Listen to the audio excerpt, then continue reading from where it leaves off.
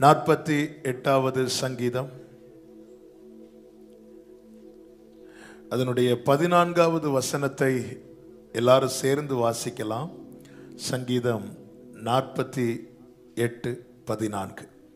எல்லாரும் எடுத்துட்டீங்களா? இப்போ எல்லாரும் சேர்ந்து வாசிக்க போகிறோம். சங்கீதம் 48:14.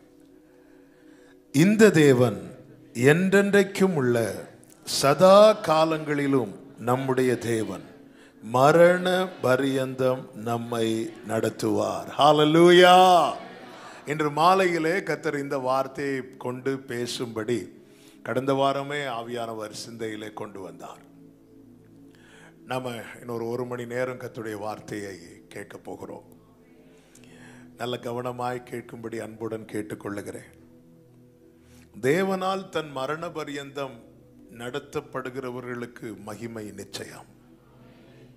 தேவனால் தன் மரண பரியந்தம் நடத்தப்படுகிறவர்களுக்கு மட்டுமே மகிமை நிச்சயம்.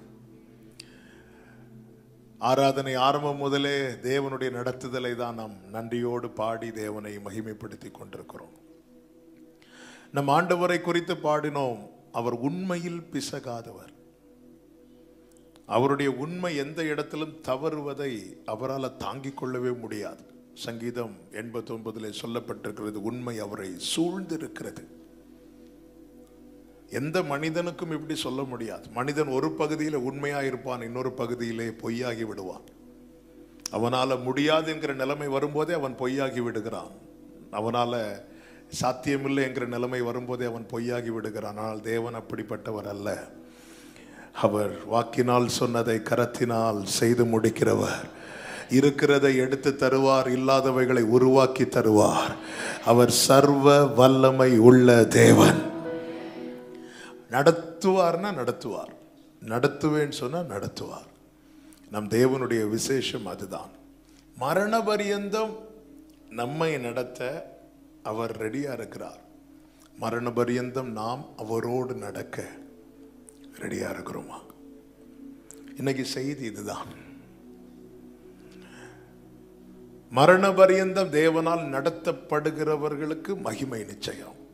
ஆனா மரண பரியந்தம் தேவனோடு நடக்க நாம் நம்மை விட்டு கொடுத்திருக்கிறோமா? தேவன் நடத்தும் போது ரொம்ப ஆச்சரியமா இருக்கும், அதிசயமா இருக்கும். வேதம் சொல்லுகிறது, அவர் கரவலாடுகளை மெதுவாய் நடத்துவார் என்று. யாரை எப்படி நடத்தணும்னு ஆண்டவருக்கு தெரியும். எனவேதான் எபிரேயர் 12:1 சொல்லப்பட்டிருக்கிறது, நமக்கு நியமித்த ஓட்டத்திலே பொறுமையோடு ஓடக்கடவோம் என்று சொல்லப்பட்டிருக்கிறது. இங்க இருக்கிற ஒவ்வொருவருக்கும் என்று தேவன் ஒரு ட்ராக்கை போட்டிருக்கிறார். அந்த விசுவாச ஓட்டத்தை துவங்கினதும் அவர்தான், அதை முடிக்கிறவரும் அவர்தான். அவர்தான் அல்பாவும் ஒமேகாவுமா இருக்கிறார். நம் ஆண்டவர் பாதி அல்ல, நம் ஆண்டவர் ஆதி. அவர் ஆரம்பத்தில் இருந்தவர்.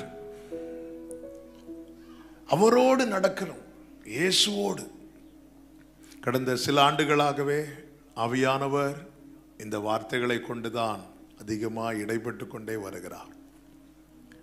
என் வாழ்க்கையிலே தேவ நடத்துதல் இருக்கும் என்றால் என் வாழ்க்கையின் முடிவில் தோல்வி என்று எழுதப்பட தேவன் அனுமதிக்கவே மாட்டார். எனவேதான் மேகம் போன்ற இத்தனை திரளான சாட்சிகள் சூழ்ந்திருக்க. யாரை கர்த்தர் சாட்சியை வைத்திருக்கிறார் என்றால், யார் தங்கள் வாழ்க்கையை தேவனால் நடத்தப்பட கடைசி வரை ஒப்பு கொடுத்தார்களோ. உலகத்தில் ஐஸ்வர்யவான்கள் உண்டு, ஞானவான்கள் உண்டு. அவர்கள் பெயர்கள் அல்ல அங்கே எழுதப்பட்டது. வாழ்க்கையில் ஜெயித்தவங்க, விசுவாச ஓட்டத்தை வெற்றியோடு முடித்தவர்கள். அவர்கள் எல்லாம் சாட்சிகளாய் சுற்றி வைத்து விட்டு நம்மை வேதம் என்கரேஜ் பண்ணுகிறது. இவ்வளோ சாட்சிகள் இருக்கிறாங்க, இவ்வளோ பேர் இருக்கிறாங்க. அந்த கூட்டத்தில் கர்த்தர் உன்னை பார்க்க விரும்புகிறார், உங்களை பார்க்க விரும்புகிறார், என்ன பார்க்க விரும்புகிறார். அதனால இயேசுவை நோக்கி எது வரைக்கும் என் பார்வை அவர் மேல இருக்கணுமா? என் ஓட்டம் முடிகிறது வரைக்கும். இந்த தேவன் என்றென்றைக்கும் உள்ள சதா காலமும் நமது தேவன், மரண பரியந்தம் நம்மை நடத்துவார். கேட்கலாம். அதுக்கப்புறம் நம்ம அவரோடு நடக்க போகிறோம். ஹல்லேலூயா. தேவனால் நடத்தப்படுகிற அனுபவத்தை நான் முதலாவது சொல்ல விரும்புகிறேன். தேவன் எப்படி நடத்துவார் தெரியுமா? இஸ்ரவேல் ஜனங்கள் எகிப்தின் அடிமைத்தனத்துக்குள் இருக்கிறார்கள். வேதனை மிகுதியில கூக்குரலிட ஆரம்பிக்கிறாங்க, அழ ஆரம்பிக்கிறாங்க, பெருமூச்சு விட ஆரம்பிக்கிறாங்க. ஆண்டவர் பெருமூச்சின் சத்தத்தை கேட்டார் என்று வேதம் சொல்லுகிறது. கேட்டு இறங்குகிறார். மோசேயை கர்த்தர் அழைத்து இரட்சகனாய் அனுப்புகிறார்.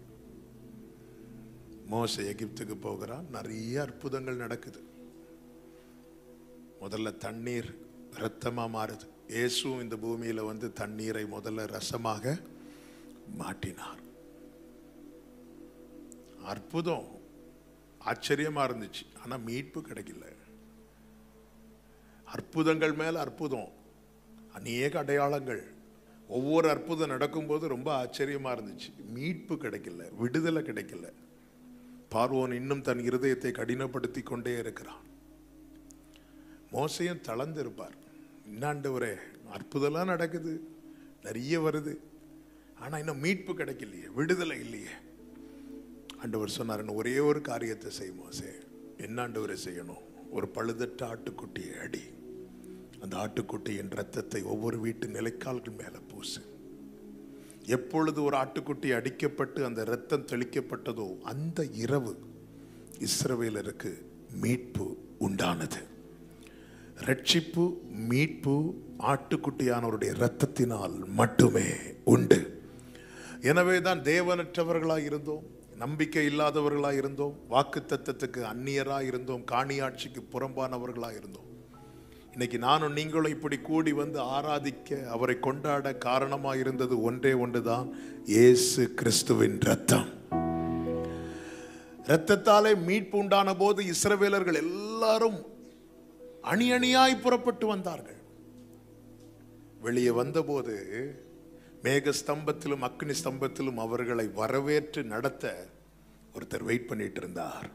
அவர்தான் அவர்களை மீட்ட கர்த்தர். ரட்சிக்கப்பட்ட தேவ பிள்ளை விடுவிக்கப்பட்டதும் என்ன செய்யணும்னு அவர் எதிர்பார்க்கிறார் தெரியுமா? அவரிடத்தில் கொடுத்துடணும். உண்மையான சுதந்திரம் என்பது என்ன தெரியுமா? கர்த்தரை சார்ந்திருப்பது. ஒரு தகப்பனுக்கு 2 பிள்ளைகள் இருந்தார்கள்.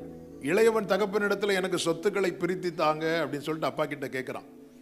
அப்பா சொத்தை பிரிச்சு 2 பிள்ளைங்களுக்கும் கொடுக்கிறார். 2 பேருக்கும் இப்ப சொத்து பிரிச்சு கொடுத்தாச்சு. இளைய மகன் என்ன செய்கிறான்? அவன் பாட்டுக்கு போறான், அவன் இஷ்டப்படி வாழ போகிறான். ஆனால் மூத்த குமாரன் அப்பா கூடவே இருக்கிறான். இளைய குமாரன் அடிமையாக்கப்பட்டு திரும்பி வருகிறான். மூத்த குமாரன் குறைவில்லாமல் இருக்கிறான். இயேசு இந்த ஓமையை சொல்லிக் கொடுக்கிறார். அவர் சொல்லுகிறார், அடிமையானவன் வீட்டில் நிலைத்திறான், குமாரன் என்றென்றைக்கும் நிலைத்திருக்கிறார் என்று.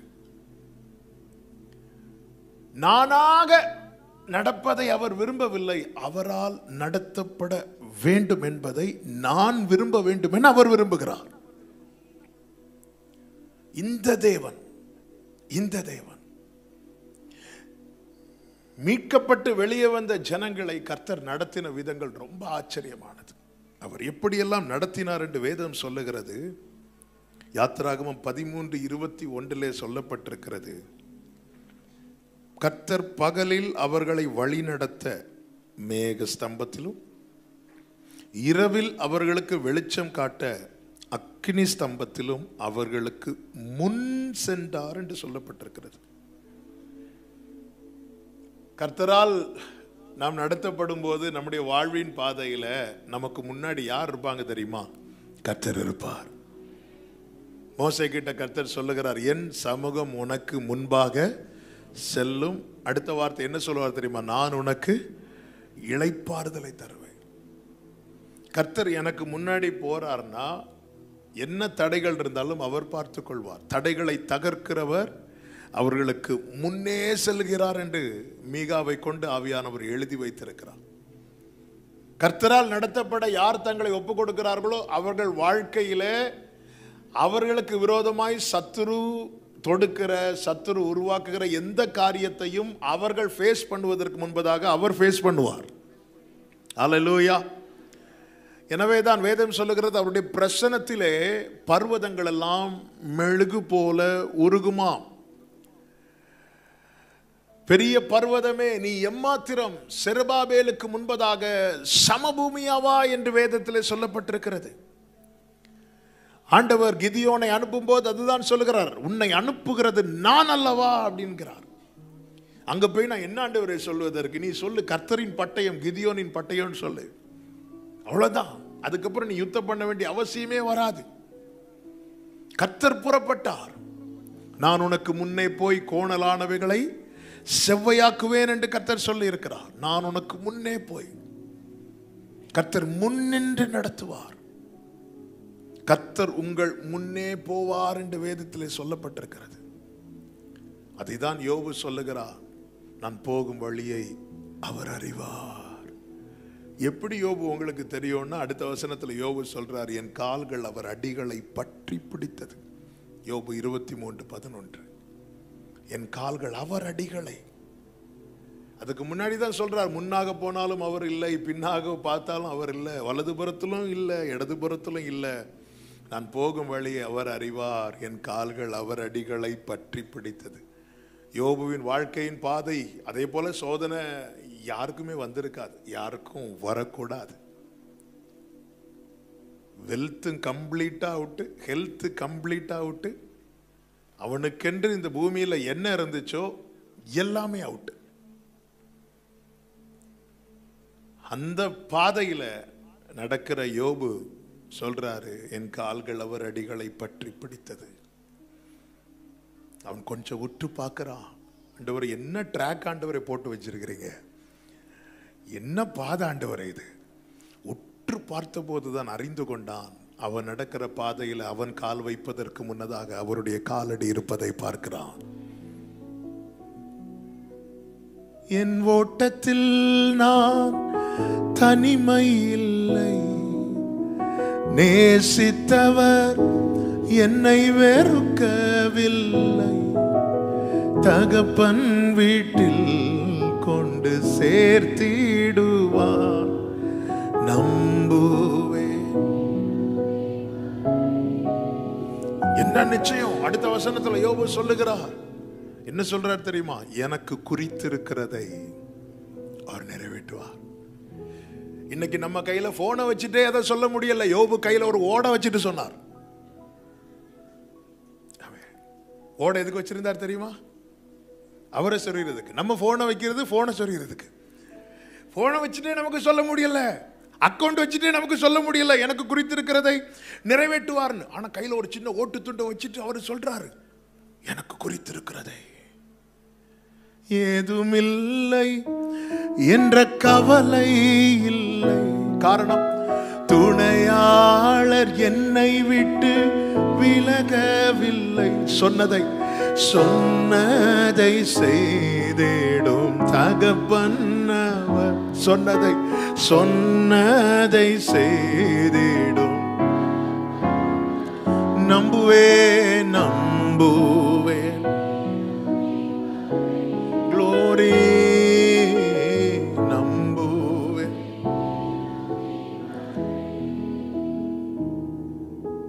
போவாஸ் ரூத்தை பார்த்து ஒரு வார்த்தை சொல்லுவார். என்ன சொல்லுவார் தெரியுமா?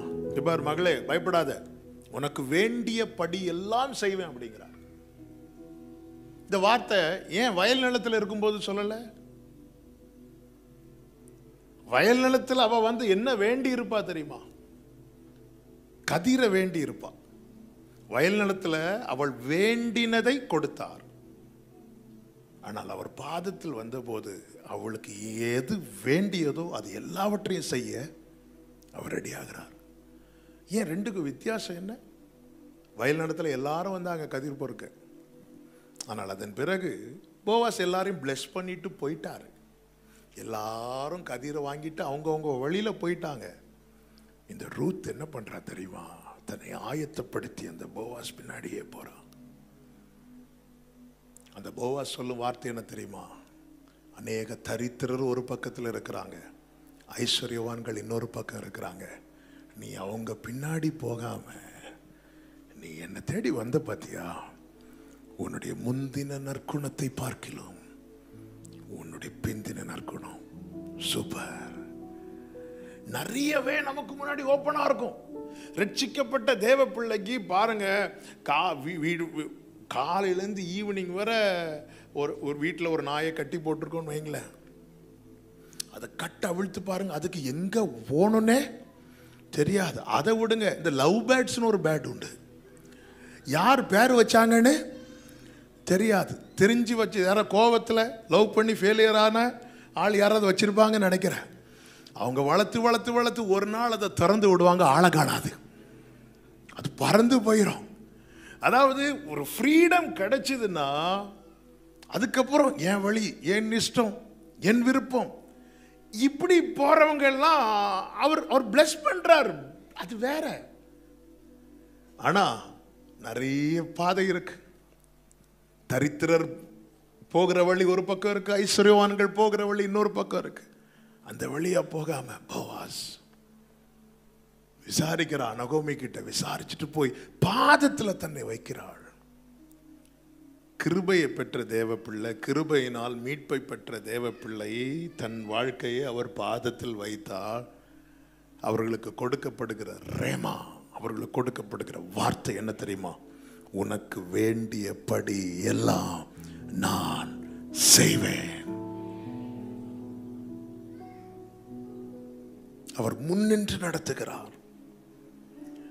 மீட்கப்பட்டு அவரால் நடத்தப்பட ஒப்பு கொடுத்தவர்களை அவர் எப்படி நடத்துகிறார்? நெகேமியா 9வது அதிகாரம் அதனுடைய 19, 20, 21 வசனங்களை நீங்க பார்த்தீர்கள் என்றால் 21வது வசனத்திலே சொல்லப்பட்டிருக்கிறது, இப்படி 40 வருஷமாக. என்ன அந்த 40 வருஷம்? கானானுக்குள்ளே கால் எடுத்து வைக்க 40 வருஷம் ஆச்சு. வாக்குத்தத்தம் பண்ணப்பட்ட தேசத்துக்குள்ளே போக 40 இயர்ஸ் ஆச்சு. அந்த 40 வருடமாக வனாந்திரத்தில் அவர்களுக்கு ஒன்றும் குறைவுபடாதபடிக்கு அவர்களை பராமரித்து வந்தீர். தேவன் எப்படி நடத்துவார் தெரியுமா? பத்திரமாய் பராமரித்து நடத்துவார். இந்த வசனம் ஒன்றும் குறைவுபடாமல். ஆனால் அவர்கள் எகிப்திலிருந்து புறப்படும் போது எப்படி புறப்பட்டார்கள் என்று வேதம் சொல்லுகிறது. யாத்திராகமம் 12:39 அவர்கள் தங்களுக்கு வழிக்கென்று ஒன்றும் ஆயத்தம் பண்ணவில்லை. எகிப்திலிருந்து புறப்பட்டுட்டாங்க, அடுத்த வேலைக்கு என்னன்னு தெரியாது. இந்த ஜனங்கள் தான் 40 வருஷம் கர்த்தர் நடத்துறார். எப்படி நடத்துறாருன்னா ஒன்றும் குறைவுபடாமல். சீஷர்களை 2 பேரா அனுப்பி விடுவார் ஆண்டவர். 2 பேரா போவாங்க. போகும்போது சொல்லுவார், நீ பணப்பை எந்த பொருளை நீ எடுக்கக்கூடாது, கிளம்புன்ற. ஒண்ணுமே கிடையாது அவங்களுக்கு. போட்ட ட்ரெஸ்ஸோட போறாங்க. 3 வருஷம் ஊழியம் முடியுது. இயேசு இன்னும் கொஞ்ச நேரத்தில் இயேசுவை பிடிச்சிட்டு போக போறாங்க. அந்த இரவுல சீஷர்களை அழைத்து ஆண்டவர் கேட்கிறார். என்ன கேட்கிறாருன்னா, நான் உங்களை 2 பேரா பணப்பை பொருள் எதுவுமே தராமல் அனுப்பிவிட்டேன்ல. ஆமா ஆண்டவரே, ஏதாவது குறைவு இருந்துச்சா அப்படின்னு கேட்கும்போது சீஷர்கள் எல்லாம் கோரஸா சொன்ன வார்த்தை என்ன தெரியுமா? ஒன்றும் குறைவில்லை அப்படின்ட்டாங்க. ஒரு குறை இல்லை ஆண்டவரே, இதுதான் என் ஆண்டவர். ஹல்லேலூயா. நான் நடக்கிற பாதை வனாந்தரமா அப்படி பார்க்கக்கூடாது. நான் அவரால் நடத்தப்படுறேன்னா அது மட்டும்தான் பார்க்கணும். எனக்கு வனாந்தரம் எது தெரியுமா? அவரோடு இருக்கிற வனாந்தரம் அல்ல, அவர் இல்லாமல் இருக்கிற எகிப்து தான் எனக்கு வனாந்தரம். ஹல்லேலூயா. ஒரு குறைவில்லாம, ஒரு குறைவில்லாம உங்க வாழ்க்கையை நீங்க திரும்பி பாருங்கள். எத்தனை பேர் சொல்ல முடியும் அவர் நடத்துகிறார், நாங்க வாழ்றோம் அப்படின்னு? ஹல்லேலூயா. ஒன்றும் குறைவுபடாமல் அவர் பார்த்து பார்த்து செய்கிறார். இங்கே சொல்லப்பட்டிருக்கிறது, வஸ்திரம் கிழியவில்லை, வஸ்திரம் பழமையாய் போகவில்லை, கால்கள் வீங்கவில்லை அப்படின்னு சொல்லப்பட்டிருக்கிறது. 20வது வசனத்தில் சொல்லப்பட்டிருக்கிறது, அவர்கள் வாய்க்கு உம்முடைய மன்னாவை அருளி என்ன அருமையான வார்த்தை. அவர் ஊட்டி கொடுத்து கூட அவர்கள் வாய்க்கு மன்னாவை விட்டா ஊட்டியே விடுவார். அவ்வளோ நல்ல ஆண்டவர். பார்த்து பார்த்து நடத்துறார் பாருங்க. ஏன் ஆண்டவருக்கு பரலோகத்தில் இருந்து ஜனங்களை நடத்த தெரியாதா? அவர் மேகஸ்தம்பத்தில் கூட நடக்கிறார். இதுதாங்க ஆசீர்வாதம், இதுதாங்க மேன்மை. நான் இன்னும் பாதையை தான் பார்த்துட்டே இருக்கிறேனே தவிர இந்த பாதையை நியமித்து நடத்துகிற கர்த்தரை நான் இன்னும் பார்க்க துவங்கவில்லை. பேதுரு பாருங்க, படகு நிறைய மீன் இருக்கு. அந்த படகு நிறைய மீனை கொடுத்த இயேசு இருக்கிறார். அவன் பார்க்கிறான், இதுக்காக அவரை விடவா, அவருக்காக இதை விடவா? ஆமென். நித்தியத்துக்காக அநித்தியத்தை விட்டான். ஆமென். கர்த்தர் அவனை மனுஷனை பிடிக்கிறவனாக மாற்றினார். வந்துட்டான். வந்துட்டு கேட்கிறார், ஆண்டவரே உமக்காக எல்லாத்தையும் விட்டுட்டு வந்தோமே, எங்களுக்கு என்ன கிடைக்கும்? அந்த பேதுருவை தான் மலை மேலே கூட்டி போய் மகிமையை காண்பித்து கொடுக்கிறார். அங்கே பேதுரு, இங்கே இருந்துரும் ஆண்டவரே, இங்கே இருந்துரும். கீழே வச்சு என்ன கிடைக்கும்னு கேட்டவன் மேலே வச்சு அவனுக்கு கூடாரம் கேட்கவே இல்லை. ஏன்னா அவனுக்கு நல்ல நிச்சயமாயிட்டு. என்ன நிச்சயமாயிட்டுன்னா, இந்த இடத்துல நான் மகிமையை பார்க்க காரணம் எலியா அல்ல, மோசே அல்ல, இயேசு. இயேசுவுக்கு ஒரு கூடாரம் இருந்து அந்த கூடாரத்தில் எனக்கு ஒரு இடம் இருக்கும். பத்திரமாய் நடத்துவார். அதனால தான் வேதம் சொல்லுகிறது, நான் அதற்கு சுற்றிலும் அக்கினி மதிலாயிருப்பேன் என்று. உன்னை தொடுகிறவன் என் கண்மணியை தொடுகிறான். அவர் எப்படி நடத்துகிறாராம்? முன்னின்று நடத்துகிறார், பத்திரமாய் நடத்துகிறார். இன்னொரு வார்த்தை இருக்கிறது, அதிசயமாய் நடத்துகிறார். யோவேல் 2 சொல்லப்பட்டிருக்கிறது, உங்களை அதிசயமாய் நடத்தி வந்த உங்கள் தேவனாகிய கர்த்தருடைய நாமத்தை துதிப்பீர்கள். அதிசயம்னா என்ன தெரியுமா? அடுத்து என்னன்னு தெரியாது. கால் வைக்கிற அந்த டைம் வரும்போது ஓப்பன் ஆகும். இதுதான் அதிசயம். கால் வைக்கிறது வரைக்கும் யோர்தான் புரண்டு ஓடிட்டே இருக்கும். கால் வச்சதும் ஓப்பன் ஆகும். பார்வோன் புறப்பட்டு வர்றது வரைக்கும் சிவந்த சமுத்திரம்லாம் விலகாது. கரெக்டா அந்த கழுத்து அளவு தண்ணி வந்தாச்சு. இனியும் கொஞ்சம் தண்ணி எழும்பிட்டுன்னா ஆள் அவுட்டுங்கிற நிலைமை வரும்போது ஒரு வே ஓப்பன் ஆகும். அதிசயமாய். நீங்க கவனிச்சீங்கன்னா தெரியும், மாராவின் அண்டை கர்த்தர் நடத்தினார். பல இக்கட்டான சூழ்நிலையிலும் இஸ்ரவேலர்கள் நடத்தப்பட்டார்கள். ஆனால் ஒரு இடத்துல கூட ஆண்டவர் தெரியாமல் இங்கே வந்துட்டோம், ரூட்டு மாறிட்டு ஜிபிஎஸ் ஒர்க் ஆகலன்னு நினைக்கிறேன், நம்ம வேற ட்ராக் பார்த்து போகலாம் சொல்லலை. மாறாவா? எஸ், மாறா தடுக்கக்கூடாது என்பதற்காக மாறா பக்கத்தில் அதை மதுரமாக்கும் ஒரு மரத்தை வளர விட்டார். இந்த மாறா தடுக்கக்கூடாது. என் வாழ்க்கையில் இன்னைக்கு எது அடுத்த ஸ்டெப் எடுத்து வைக்க தடையா இருக்கிறதோ அதை மாற்றுகிறதற்கான காரியத்தை கர்த்தர் வைத்திருக்கிறார். அதுதான் அதிசயம். ஆமென். நல்ல வேளை இந்த வழியா வரல, வந்திருந்தா அவ்வளவுதான். அப்படி இல்லை. காரணம், நடத்துகிறது கர்த்தர் அல்லவா. அந்த மாறாவை மதுரமாய் மாற்ற ஒரு மரத்தை வைத்திருக்கிறார். அந்த மரத்தை என்னைக்கே வளர விட்டுருப்பார்ல. ஒரு மரம் வளரணும்னா எத்தனை வருடம் ஆயிருக்கும். இஸ்ரவேல் ஜனங்கள் எகிப்திலிருந்து புறப்பட்டு சில நாட்களே ஆகி இருக்கிறது. ஆனால் எகிப்தில் இருக்கும்போதே கர்த்தர் ஏதோ ஒரு பறவை வாயில ஒரு விதையோ ஒரு கிளையோ எங்கிருந்தோ கொத்தி எடுத்து அங்க போட வச்சு அந்த மரத்தை வளர விட்டு, என் ஆண்டவருடைய செயல்கள் எவ்வளவு ஆச்சரியமானவைகள், அதிசயமானவைகள். அதிசயமாய் நடத்துகிறார். எனவே தான் வேதம் சொல்லுகிறது, குருடரை அவர்கள் அறியாத வழியிலே நடத்தி அவர்களுக்கு தெரியாத பாதைகளில் அவர்களை அழைத்து கொண்டு வந்து.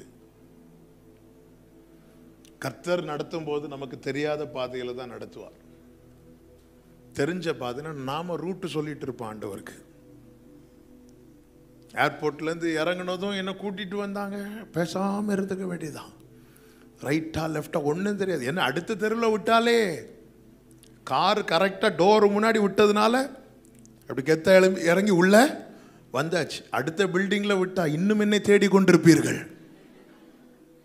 ஏன்னா ரூட்டு தெரியாது. ரூட்டு தெரியலன்னா நம்ம அமைதியா பேசாம. அதனாலதான் அவர் தம்மை மேய்ப்பனாகவும் நம்மை அவருடைய மந்தையின் ஆடுகளாகவும் சொல்லிவிட்டு சொல்லுகிறார், நான் என் ஆடுகளை, அந்த மேய்ப்பன் அந்த மந்தையிலிருந்து வெளியே விட்ட பின் மேய்ப்பன் முன்பாக நடந்து போகிறான் என்று இருக்கு. ரூட்டு தெரியாத ஆடெல்லாம் அந்த மேய்ப்பனை ஃபாலோ பண்ணி போயிட்டே இருக்கும். எங்க போறோம் அதெல்லாம் மேய்ப்பன்ட்ட கேளு. அதனாலதான் நான் மரண இருளின் பள்ளத்தாக்கில் நடந்தாலும் பொல்லாப்புக்கு பயப்படின், தேவரீர் என்னோடு கூட இருக்கிறீர், உமது கோலும். அப்ப அந்த இருளின் பள்ளத்தாக்கு வரும்போது தாவீதுக்கு நம்பிக்கை என்னன்னா, அந்த மேய்ப்பன் கோலை வச்சு அப்படி அடிச்சு அடிச்சு போறாரு. சவுண்டு கேட்குது, மேய்ப்பனுடைய கோல் சவுண்டு கேட்குது, சத்தம் கேட்குது. வேற எதுவுமே தெரியாது, வேற ஒண்ணுமே தெரியாது. பெலிஸ்தியர் தேச வழியாய் செல்வது சமீபமாய் இருந்தாலும் தேவன் அந்த வழியாய் நடத்தாமல், எனக்கு ஒரு ட்ராக் தெரியும் பாருங்க, சத்தியமா அந்த வழியா நடத்தவே மாட்டார். ஆமென். நமக்குன்னு நிறைய தெரியும். நட்சத்திரத்தை பார்த்துட்டு இப்படி வராங்க சில சாஸ்திரிகள், வரும்போது பக்கத்தில் அரண்மனை தெரியுது. அப்போ இங்கு வர அவருடைய மூளை வேலை செய்யல, இதுவரைக்கும் அவருடைய அடையாளம் வேலை செய்யுது. அடையாளத்தை மட்டும் பார்த்துட்டு வந்துட்டே இப்படி இருக்கிறாங்க, இப்படி வந்துட்டு இருக்கிறாங்க. பெத்லகேமுக்கு என்றானதும் அரண்மனையை பார்த்ததும் மூளை வேலை செய்ய ஆரம்பிக்குது. இப்போ அவங்க ஞானம் ஒன்று சொல்லுது, அவங்க அறிவு ஒன்று சொல்லுது, உள்ள போ. நேரம் உள்ள போறாங்க. உள்ள போய் யூதருக்கு ராஜாவாக பிறந்திருக்கிறவர் எங்க சிங்காசனத்தில் இப்படி இருந்துட்டு இருந்தான் ஒருத்தன், ஏரோது. இதை கேட்டதும் அவனுக்கு அட்டாக்கே வந்துட்டு, அவ்வளோதான், மொத்தத்தில் எல்லாத்தையும் குழப்பி விட்டுட்டு வெளியே வராங்க. இங்கே இல்லைன்னு சொல்லிட்டு வந்து பார்க்கும்போது நட்சத்திரம் இருக்கு. அதாவது மெய்ப்பர்களும் சாஸ்திரிகளும் இயேசுவை கண்ட தருணங்கள் வெவ்வேறு இருந்தாலும் நான் சேர்த்து வச்சு சொல்கிறேன் ஒரு காரியத்துக்கு. இப்போ மெய்ப்பர்கள் வராங்க. இந்த மெய்ப்பர்களுக்கு ஞானம் கிடையாது. இந்த நட்சத்திரத்தை பார்த்தெல்லாம் வர அளவுக்கு அவங்க இந்த நட்சத்திரத்தை பார்த்துருக்க மாட்டாங்களா? பார்த்துருக்கலாம், பார்க்காமல் இருந்திருக்கலாம். அவங்க படுத்து தூங்குனதே மல்டி ஸ்டார் ஹோட்டலில். ஏன்னா இப்படி வானத்தை பார்த்து தான் தூங்கிட்டு இருக்கிறாங்க. இப்போ அவர்களும் வராங்க, இவங்களும் வராங்கன்னு வைங்களேன். மேய்ப்பர்கள் கேட்பாங்க, ஏன் லேட்டு? அது வர வழியில் கொஞ்சம் தப்பாயிட்டு. உங்களுக்கு நீங்கள் ஏன் கரெக்டாக வந்தீங்க? ஏன்னா எங்களுக்கு தெரியாது. அதனால கர்த்தர் என்ன செய்தார் தெரியுமா? தூதனை அனுப்பி எங்களுக்கு சொல்லிக் கொடுத்தார். இந்த எலும்புகள் உயிரடையுமா? உயிரடையுமா? யார்கிட்ட கேட்கிறார் தெரியுமா? பைபிள் ஃபுல்லா சாப்பிட்ட 2வது அதிகாரத்தில் எசேக்கியேல்ட்ட ஒரு கரம் நீட்டப்படுகிறது. அந்த நீட்டப்பட்ட கரத்திலே ஒரு சுருள் இருக்கிறது, அதில் உள்ளும் புறமும் எழுதியிருந்தது. 3வது அதிகாரத்தில் நீ இதை வாங்கி பூசி, அவர் ஆணு திறக்கிறார் மொத்தமா. நாங்கள் எத்தனை பைபிள் காலேஜ் படித்தாச்சு, ஃபுல் டிகிரி இருக்கு, எல்லாம் முடிச்சவன்ட்ட இப்போ கர்த்தர் குழந்தை எலும்புகள் நிறைந்த பள்ளத்தாக்களை கொண்டு போய் நிறுத்தி விட்டு கேட்கிறார், இது உயிரடையுமா? அவர் உங்களுக்கு தான் தெரியும் ஆண்டவரே. ஆமென், உங்களுக்கு தான் தெரியும். எனக்கு நான் உயிரோடு இருப்பேன் நானே தெரிய மாட்டேங்குது. என் கண் எதை பார்த்துட்டு இருக்கு? இந்த உயிரற்ற எலும்புகளை பார்த்துட்டு இருக்கும்போது அவர் பார்க்குற அவருடைய நடத்துதல் அதிசயம். அதனால அந்த பைபிளில் இருக்கும், அவர்களை சுற்றி நடந்து போக பண்ணினார் அப்படின்ட்டு இருக்கும். நம்ம பொதுவாகவே டிராவல் பண்ணும்போது ஷார்ட்கட் வே தான் பார்ப்போம். நேராக போனால் 10 நிமிஷத்தில் போயிடலாம், சுற்றி போனால் ½ ஆகும், எந்த பாதையை தெரிந்தெடுப்போம். அப்போ நம்ம மைண்ட் ஒன்று சொல்லும், இந்த ட்ராக் ஓகேவா இருக்கும். ஆண்டவர் சொல்லுகிறார், என் நினைவுகள் உங்கள் நினைவுகள் அல்ல, உங்கள் வழிகள் என் வழிகள் அல்ல, என் தாசனை அல்லாமல் குருடன் யார்? இந்த கண்ணு தெரியாத ஒரு சகோதரி ஒருத்தங்க ஃபோன் பண்ணி கொடுக்குறாங்க, என்கிட்ட பேசுகிறாங்க. பேசும்போது, ஐயா எனக்கு பேசணுன்னா உங்ககிட்ட பேசலாமா ஐயா அப்படின்னு சொன்னாங்க.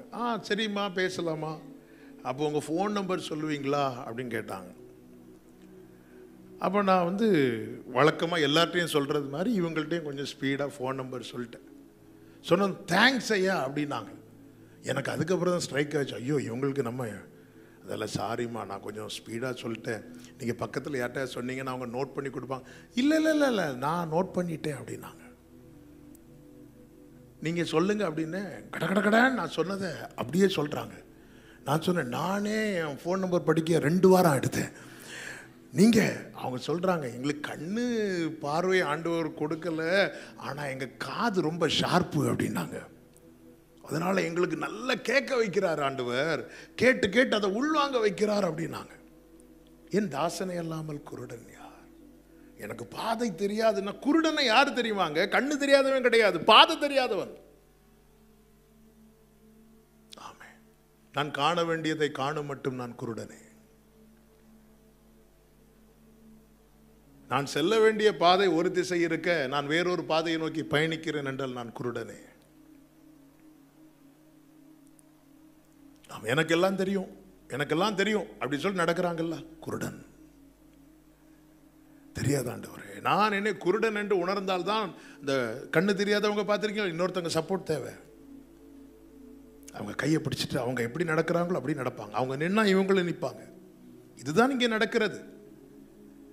மேகஸ்தம்பம் எப்பொழுது எழும்புமோ அப்பொழுது இவர்கள் பிரயாணத்துக்கு புறப்பட ரெடி ஆவாங்க. மேகஸ்தம்பம் ஒரு இடத்துல நிற்குதுன்னா இவங்க நின்றுவாங்க. மேகஸ்தம்பம் எழும்பலையா இவங்க பிரயாணம் புறப்பட மாட்டாங்க. ஏன்னா இவங்களுக்கு தெரியாது அடுத்து எங்கே போகணும்னு. அவர் அதிசயமாய் நடத்துவார். 107வது சங்கீதம் 7வது வசனத்திலே சொல்லப்பட்டிருக்கிறது, செவ்வையான வழியிலே நடத்தினார் என்று. தேவனால் நடத்தப்படும் போது தேவன் எப்படி நடத்துவார் தெரியுமா? செவ்வையான வழியிலே, நீதியின் பாதையிலே. நீதியின் பாதையில் ஜீவன் உண்டு, அங்கே மரணம் இல்லை. அதனாலதான் நெகேமியா 9:13 சொல்லப்பட்டிருக்கிறது, நீர் சீனாய் மலையில் இறங்கி வானத்திலிருந்து அவர்களோட பேசி அவர்களுக்கு செம்மையான நீதி நியாயங்களையும் நல்ல கட்டளைகளும் கற்பனைகளும் ஆகிய உண்மையான பிரமாணங்களையும் கொடுத்தீர்.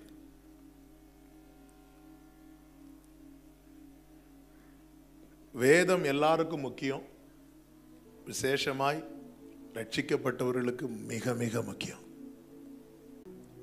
ஆமென். வாக்குத்தத்தத்தை மட்டும் தேடுகிற கூட்டமாய் இல்லாமல் வழிநடத்தும் வார்த்தைகளை தேடுகிறவர்களாகவும் நாம் காணப்பட வேண்டும்.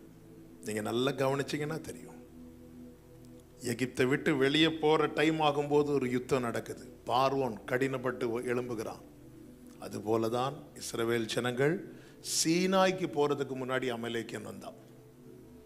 ஏன்னா இந்த ட்ராக்கை தாண்டிட்டாங்கன்னா அடுத்து இவங்க எங்க போக போறாங்க தெரியுமா? சீனாய்க்கு போக போறாங்க. சீனாயில் என்ன கொடுக்கப்படுகிறது? பிரமாணம் கொடுக்கப்படுகிறது. ரட்சிக்கப்பட்ட தேவ பிள்ளையை இந்த வேதத்துக்கு உட்படுத்த பிசாசானவன் விடாதபடிக்கு எப்படியெல்லாம் தடையை கொண்டு வர முடியுமோ அப்படியெல்லாம் தடையை கொண்டு வருவான். நான் வலதுபுறம் இடதுபுறம் சாயும் போது வழி இதுவே, இதிலே நடவுங்கள் என்கிற சத்தம் என் காதில் கேட்கவில்லை என்றால் நான் ட்ராக் மாதிரி ஓடிட்டு இருக்கிறேன் என்று அர்த்தம்.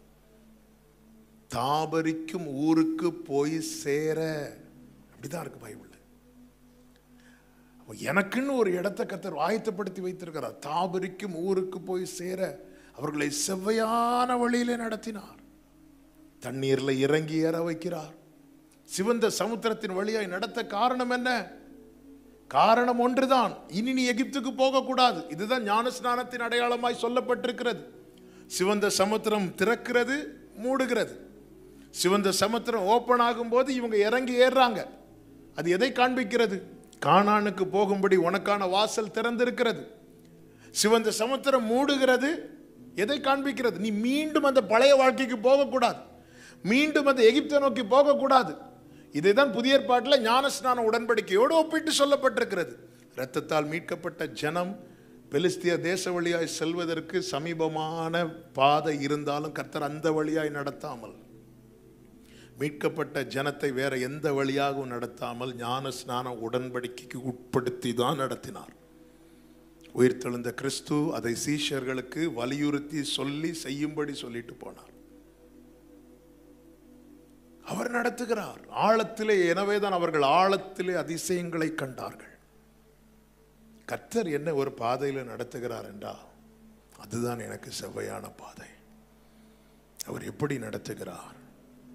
சங்கீதம் 107:30 சொல்லப்பட்டிருக்கிறது, தாங்கள் நாடின துறைமுகத்தில் அவர்களை கொண்டு வந்து சேர்க்கிறார். அக்கறைக்கு போய் சேர நடத்துகிறார்.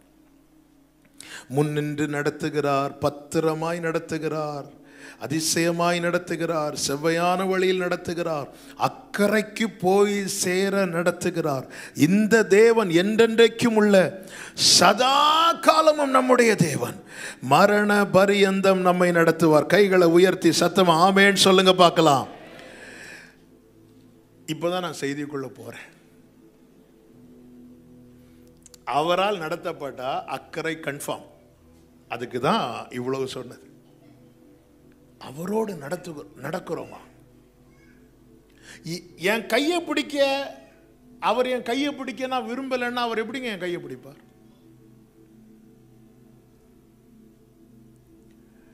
ரட்சிப்பு எப்படி வரும் தெரியுமா? கிருபையினாலே விசுவாசத்தை கொண்டு ரட்சிக்கப்பட்டீர்கள். கிருபை அவர் கொடுப்பது, அவர் கையை நீட்டிட்டார். விசுவாசம் நான் கொடுப்பது, நான் கையை நீட்டணும். கிருபையினாலே விசுவாசத்தை கொண்டு குழியில் இருக்கிற எண்ணெய் தூக்க கையை நீட்டுறார். நான் கையை எப்படி வச்சு, அதான் கிருபை கிருபை கிருபை கிருபை இருக்குல்ல. கிருபையினாலே எனக்கு நம்பணும், நான் நம்பணும். நான் கையை கொடுத்துட்டேன்னா அவர் என்னை விட மாட்டார், அவர் என்னை விட்டு கொடுக்க மாட்டார். அவர் கையை நீட்டுறார், அது அவருடைய கிருபை. அவர் நீட்ட வேண்டிய அவசியம் இல்லை, அது அவருடைய கிருபை. அவர் ஏன் கையை நீட்டினார்? நான் இவ்வளவு நேரம் ஜெபம் பண்ணேன் அதனால இல்லை. அதுக்கு என்னுடைய ஒரு காரியத்தை, என்னுடைய செயல் நிமித்தம் அவர் கையை நீட்டினார், அதுக்கு பேர் கிருபையே கிடையாது. அவர் என் மேல வைத்த அன்பு, அநாதி சிநேகத்தால் நான் உன்னை சிநேகித்தேன். அவருடைய, அது அவருடைய தயவு, அவருடைய ஈவு, அதை வர்ணிக்க முடியாது. அவர் கையை நீட்டுறார். கிருபையினாலே விசுவாசத்தை கொண்டு. என் விசுவாசம் என்ன? அவர் என்னை காப்பாற்றுவார் சொல்லி நான் என் கையை கொடுக்கணும் அவர்கிட்ட. கிருபையினாலே விசுவாசத்தை கொண்டு ரட்சிக்கப்பட்டீர்கள். இது உங்களால் உண்டானது அல்ல, இது தேவனுடைய ஈவு. கர்த்தர் கிருபையாய் மீட்டு கொண்டு வருகிறார். எரேமியா 2:13 வேதனையோடு தீர்க்கதரிசியை கொண்டு கர்த்தர் சொல்லுகிறார், என் ஜனங்கள் 2 தீமைகளை செய்தார்கள், ஜீவ தண்ணீர் ஊற்றாகிய என்னை விட்டு விட்டார்கள்.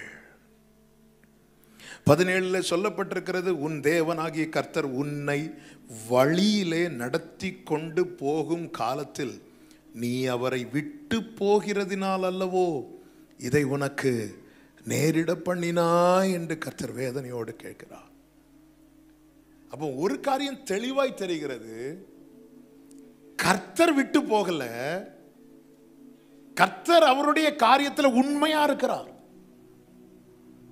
பாருங்கள், 6 லட்சம் புருஷர்கள் எகிப்திலிருந்து புறப்படுறாங்க. 2 பேர் கானான்ல கால் வைக்கிறாங்க. 20 வயது கீழே உள்ள இன்னும் கொஞ்சம் பேர் இருக்கிறாங்க. நான் அந்த நம்பருக்காக சொல்றேன். நம்பர்ஸ் குறையுதுன்னு சொல்லி கர்த்தர் நடத்துறதை ஸ்டாப் பண்ணல. இதுதான் ஆண்டவர். நான் பெரிய கூட்டம் இருந்தாதான்பா நடத்துவேன். 6 லட்சம் பேர் இருந்தீங்க, நான் மேகஸ்தம்பத்தில் அப்படி முன்னாடி போறது, நீங்க இவ்வளவு பேர் அணி அணியா வர்றதெல்லாம் ரொம்ப நல்லா இருக்கு பார்க்கறது. இப்போ என்னடானா யோசுவாவும் காலேபும் மட்டும்தான் இருக்கிறான், மீதி எல்லாரும், மீதி கொஞ்சம் பேர் 20 வயசுக்கு கீழே இருக்கிறவங்க இருக்கிறாங்க. அதனால நான் வரல, நான் போறேன், அப்படி போக மாட்டான். அநேகர் உபதேசம் கடினமா இருக்குன்னு சொல்லிட்டு விலகின போது சீஷர்கள்ட்ட இயேசு என்ன சொன்னார் தெரியுமா? நீங்களும் போய்விட. இன்னும் சொல்ல வேண்டுமானால் இயேசு யூதாஸை விட்டு போகவில்லை, யூதாஸ் இயேசுவை விட்டு விலகி போனான். இதுதான் சத்தியம். ஆமென். ஒரு விசை இஸ்ரவேல் ஜனங்கள் இறைச்சி வேணும்னு கத்துறாங்க. கத்தி எகிப்துக்கு திரும்பிட்டாங்க. கர்த்தர் ஆரோன் மோசையை கொண்டு பேசுறாங்க. இப்ப அவங்க திரும்பி பார்த்தபோது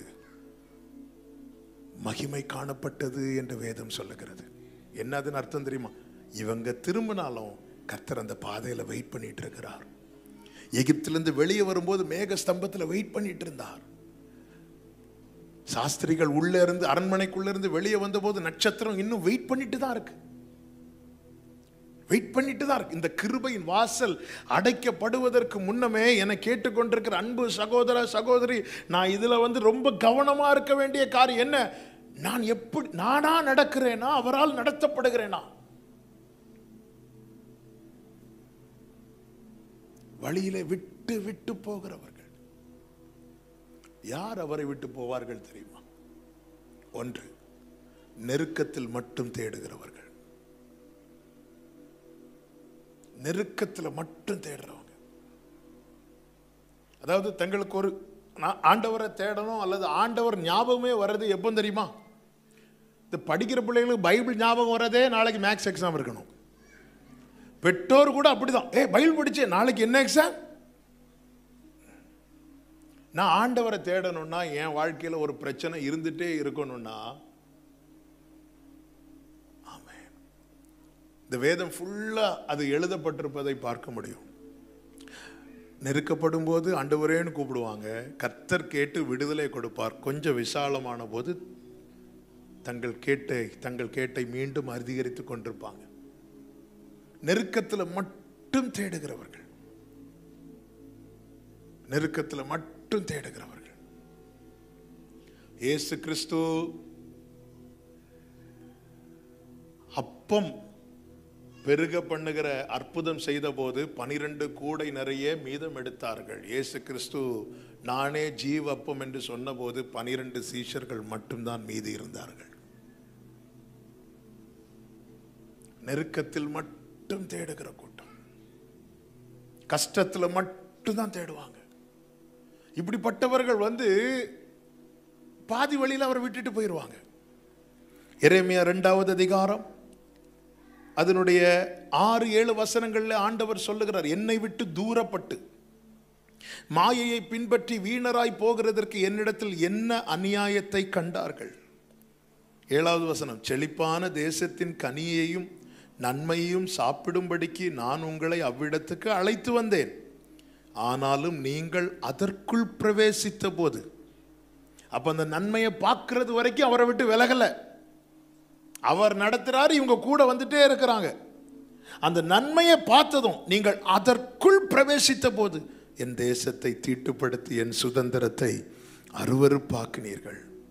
அடுத்த வசனத்தில் ஆண்டவர் வேதனையோடு சொல்லுகிறார், கர்த்தர் எங்கே என்று ஆசாரியர்கள் சொல்லாமலும் வேதத்தை போதிக்கிறவர்கள் என்னை அறியாமலும் இருந்து.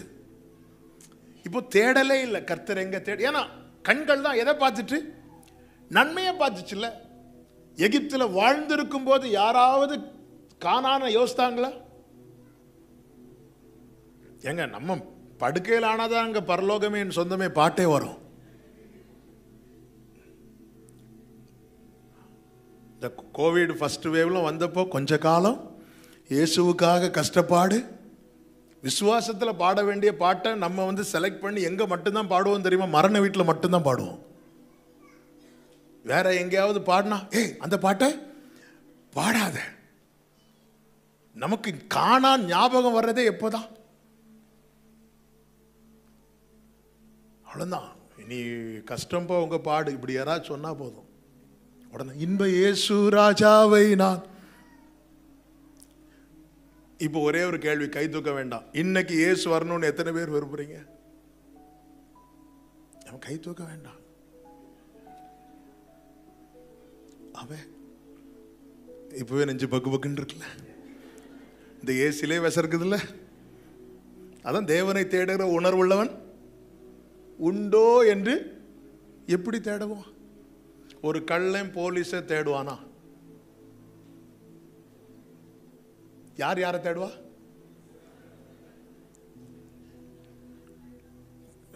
ரியாலிட்டி தானேங்க, உண்மை தானே. ஒரு கல்லை வந்துட்டு இங்கே தான் போலீஸ் இருக்காங்களா தேடுவாங்களா? வேணா கேட்பாங்க, இங்கே போலீஸ் இருக்காங்களா? உண்மையான பார்த்து அதான் நன்மை செய்கிறவன் ஒருவரும் இல்லை. தேவனை எப்படி எதை வச்சு தேடுறோம்? நம்ம ஏன் தேடுறோம்? என் தேவையை சொல்லி சொல்லி உம்மை துக்கப்படுத்த மாட்டே, என் தேவையே நீங்க தான். அதாவது கேளுங்கள், தேடுங்கள், தட்டுங்கள்ங்கிறார். நம்ம எல்லாம் அந்த ஃபர்ஸ்ட் நிலையிலே இருந்துட்டு திருப்தி அடைகிறோம். நான் கேட்டேன், அவர் தந்தார், நான் கேட்டேன்.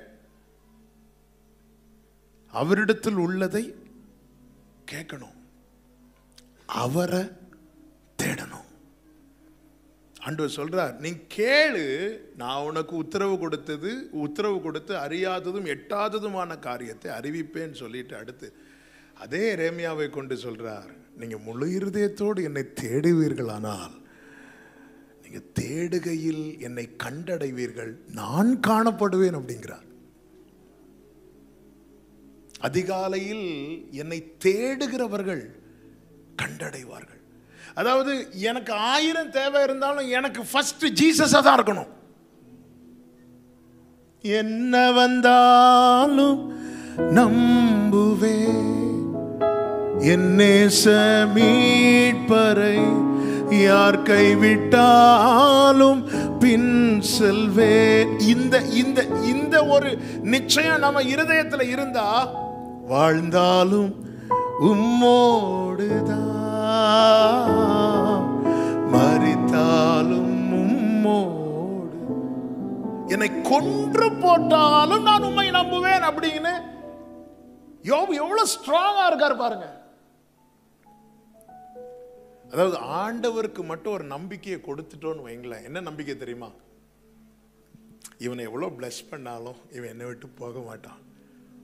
இப்படி ஒரு நம்பிக்கையை கொடுத்துடணுங்க ஆண்டவருக்கு. ஆபிரகாமுக்கு இன்னும் குழந்தையே கொடுக்கல, ஆனா ஆபிரகாம் ஆண்டவருக்கு எப்படி நம்பிக்கையை கொடுத்தார் பார்த்தீங்களா? கர்த்தர் பேசுறார் ஆதியாகமம் 18, நான் இந்த ஆபிரகாமை நான் பிளஸ் பண்ணுவேன், இந்த ஆபிரகாம் பத்தி எனக்கு தெரியும், கர்த்தருடைய வழிகளை காத்து நடவுங்கள் என்று அவன் தன் பிள்ளைகளுக்கும் பிள்ளைகளின் பிள்ளைகளுக்கும் சொல்லுவான் என்பதை அறிந்திருக்கிறேன் சொல்றார். எப்படி நம்பிக்கையை கொடுக்கிறான் பாருங்க. நம்ம ஆபிரகாமின் சந்ததி யாரு? யாக்கோபு. நம்மளை பார்த்து என்ன சொல்லுவார்? நீ சின்ன வயசுல இருந்தே மீறுகிறவன் என்று பெயர் பெற்றதே நான் ஆவேன். நம்பிக்கையை கொடுத்துடணும்.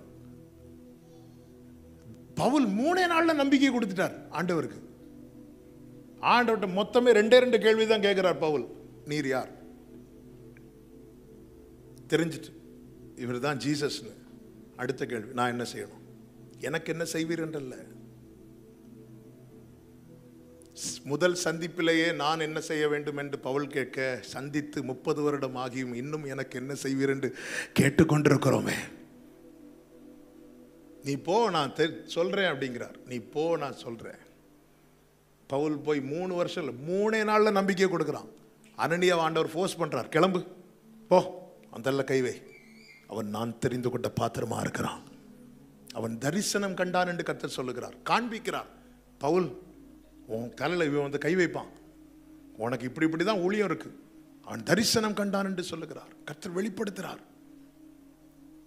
என் ஆண்டவருக்கு நான் நம்பிக்கை கொடுக்கணும். ஆபிரகாமின் சோதனை என்ன தெரியுமா? ஈசாக்க பலி செலுத்தணும். அப்போ ஆண்டவர் எப்போதான் இடைப்படணும் தெரியுமா? அந்த காரியத்தை செய்து முடித்த பிறகு. ஆனா ஈசாக்க பலிபீடத்தில் வச்சு கத்தியை ஓங்கும் போதே கர்த்தர் ஸ்டாப் பண்ணிட்டார். அங்க சோதனைக்கு ஃபுல் ஸ்டாப் வைக்கிறார், நம்பிக்கையை கொடுக்கிறான். கத்தியை ஓங்கிட்டு இப்படி வெயிட் பண்ணி கூப்பிடுறாரா? அடுத்த ஒரு ஸ்டெப் வச்சுட்டு கூப்பிடுறாரா? கிட்ட கொண்டு வந்துட்டு ஒரு வாட்டி கூட கூப்பிடுறார்? அப்படிலாம் இல்ல, நம்பிக்கையை கொடுக்கிறான். இந்த நிச்சயம் இருக்கா நமக்கு? ஆண்டவர் நீங்க என்ன எவ்வளவு பிளஸ் பண்ணாலும் நான் உங்களை விட்டு போக மாட்டேன் ஆண்டவர். எல்லாரும் இயேசுவை விட்டு போகும்போது சீஷர்களை பார்த்து கேட்டார், நீங்களும் போய்விட மனதா இருக்கிறீர்களா? பேதுரு சொல்றார், யார்கிட்ட போவோம் ஆண்டவரே? நித்திய ஜீவ வசனங்கள். நான் இம்மைக்காக மாத்திரம் கிறிஸ்துவை தேடி வருகிறவனா இருந்தால் நான் எங்க அவரை விட்டு போவேன்னு எனக்கு தெரியாது.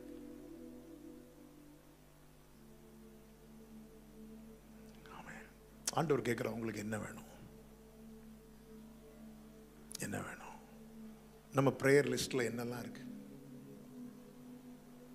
என்னெல்லாம் இருக்கு?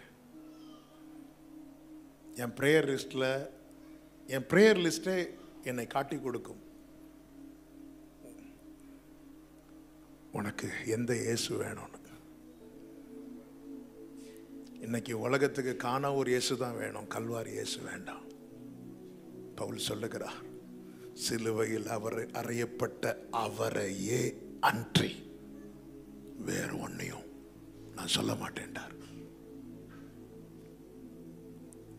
ஆமென்.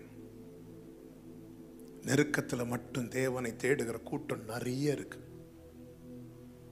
ஒரே வீட்டில் தான் யோபுவின் மனைவி இருக்கிறாங்க. எல்லாம் இழந்ததும் அதுவரை சொல்லாத வார்த்தையை யோபுவின் மனைவி வந்து சொல்றாங்க, தேவனை தூஷித்து ஜீவனை விடும். இப்போ ஏன் நேற்று சொல்லலை? ஏன்னா நேற்று வெல்த் இருந்துச்சு, நேற்று ஹெல்த் இருந்துச்சு, எல்லாருக்கு. இப்போ இல்லை, நீ விட்டுரு. கர்த்தரிடத்திலிருந்து நன்மையை பெற்ற நாம் தீமையை பெற வேண்டாமா? இன்னும் ஏன் உத்தமத்தை பிடிச்சிட்டு இருக்கிறீங்க யோபுவேன்னு கேட்டா, அதான் போச்சே யோபுவே.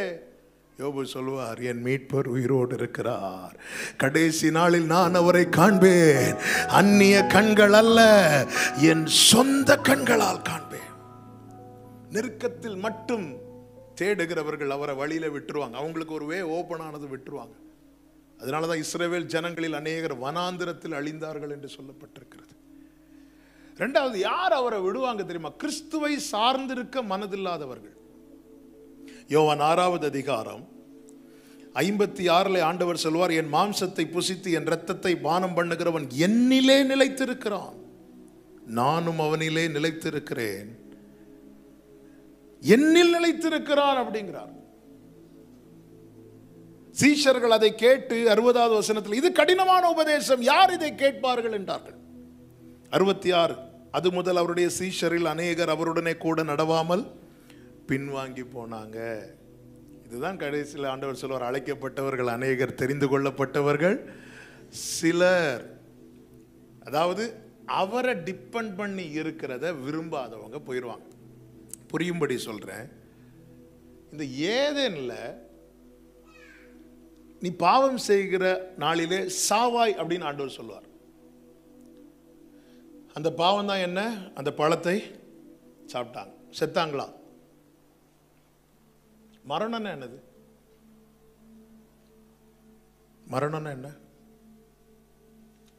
மரணம்னா சாவு, சாவுன்னா மரணம். மரணம்னா என்ன தெரியுமா? செப்பரேஷன், அவ்வளவுதான், பிரியுறது. உயிர் ஈந்தார் அப்படின்னு பேப்பர்ல வரும். எங்க ஈந்தார்? யார்கிட்ட ஈந்தார்? உயிர் பிரிந்தது அப்படி. அந்த பிரிவு தான் மரணம். பிரிவு. தேவனுக்கும் மனுஷனுக்கும் இடையே இருக்கிற உறவு பிரிந்தது பாவத்தினால், தான் மரணம். அது வரைக்கும் என்ன நடந்துச்சு தெரியுமா? நல்ல கவனிங்க. தேவன் எல்லாவற்றையும் மனிதனுக்காக இந்த பூமியிலே படைத்தார், மனிதனை தமக்காக படைத்தார். அவன் என்ன சாப்பிடணும், என்ன குடிக்கணும், எங்க இருக்கணும், அவனுடைய வாழ்க்கையின் எல்லாவற்றையும் தீர்மானிக்கிறது தேவனா இருந்தார். அதுக்கிடையில தான் சாத்தான் வந்து சொல்றேன், எதுக்கு உன் காரியத்தை அவர் தீர்மானிக்கணும்? நீயே தீர்மானிச்சுக்கோ. உன் காரியத்தை எதுக்கு அவர் தீர்மானிக்கணும்? இங்க பழம் மேட்டர் கிடையாது. இங்கே எதுக்கு அவர் எனக்கு தேவனா இருக்கணும்? ஏன் காரியத்தில் ஒரு தீர்மானம் எடுக்கிற அதிகாரம் ஆதாமுக்கு இல்லை. ஆண்டவர் சொல், இதை புசிக்கலாம், இதை சாப்பிடக்கூடாது, என் வயிறு என் வாய், நான் சாப்பிடு, அப்படி இல்லை. இதுதான் அவருடைய கிங்டம். இதுதான் ஆண்டவர் திரும்ப ஸ்தாபிக்க இந்த பூமியில வந்தார். இந்த ஏதேனுக்குள்ள எந்த கவலை கிடையாது, எந்த பிரச்சனையும் கிடையாது. அவன் என்ன சாப்பிடணும், எதை உடுக்கணும், அவர் தீர்மானிக்கிறார். என்ன சாப்பிடணும், எந்த தண்ணி குடிக்கணும், அவர் டிசைட் பண்றார். என் வாழ்க்கையில தீர்மானம் எடுக்கிற அதிகாரம் நான் அவருக்கு முழுமையா கொடுப்பேன் என்றால், நான் கர்த்தரை சார்ந்திருக்க என்னை விட்டு போட்டேன் என்ற அர்த்தம், அல்லது என்னை கொடுத்து விட்டேன் என்ற அர்த்தம்.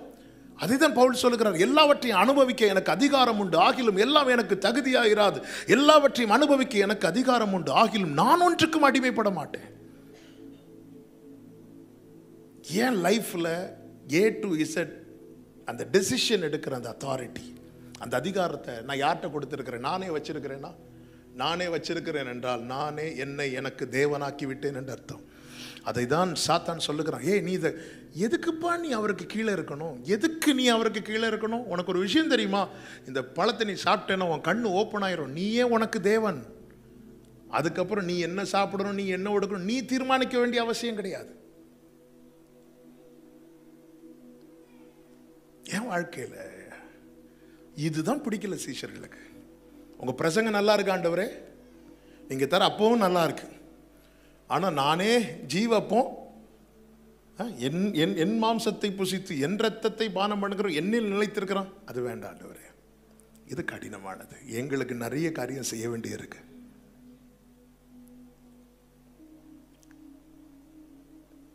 நடக்க சொல்லி தாரும் இயேசு. நம்ம எல்லாம் இந்த சின்ன பிள்ளைங்களை பாட வச்சு கேட்டுட்டு இருப்போம். நம்ம பாடணும், நம்ம கேட்கணும். தாவீது ஜெபிக்கிறார், உம்முடைய நல்ல ஆவி என்னை செவ்வையான வழியிலே நடத்துவாராக.